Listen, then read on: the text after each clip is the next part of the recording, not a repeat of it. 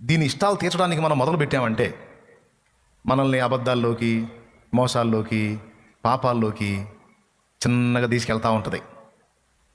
తీసుకెళ్ళి భ్రష్టత్వంలోకి తీసుకెళ్ళిద్ది. భ్రష్టత్వం అంటే ఏంటో తెలుసా? విశ్వాస భ్రష్టత్వం అంటే ఏంటో తెలుసా?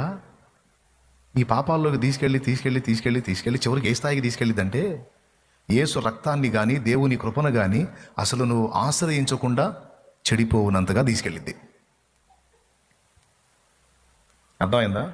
చాలా నీకు జరగవచ్చు. ఒకటి,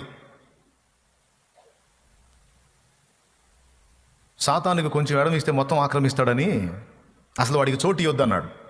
అపవాదికి చోటు ఇవ్వద్దు అన్నాడు. కొద్దిగా ఇచ్చామనుకో చిన్నగా మొత్తం నాకిఫై చేస్తాడు. వాడు చాలా ముదురు.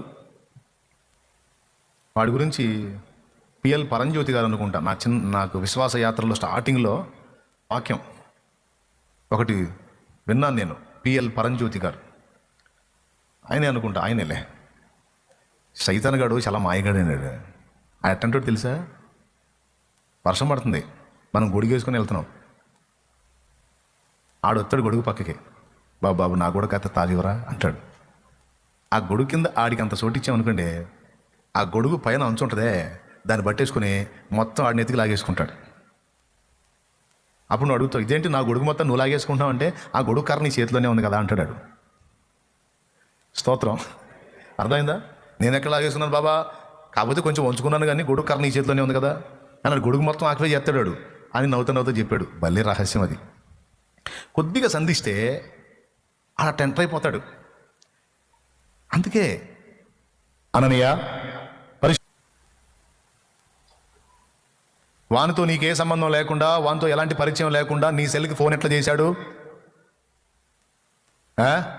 అన్నట్టు. స్తోత్రం. ఇప్పుడు అర్థమయ్యే వాళ్ళకి అర్థమైద్ది.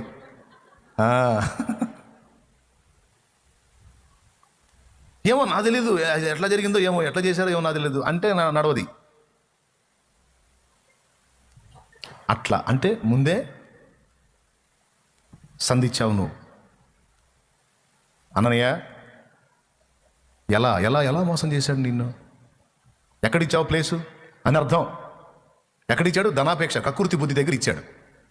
ఒకటే కొంచెమే ఉంచింది కొంప. లాగేస్తాడు వాడు ప్లేస్ని, కొద్దిగా ఇస్తే చాలు. అందుకే వాక్యం చెప్తున్నా, అసలు చోటు ఇవ్వద్దు అని.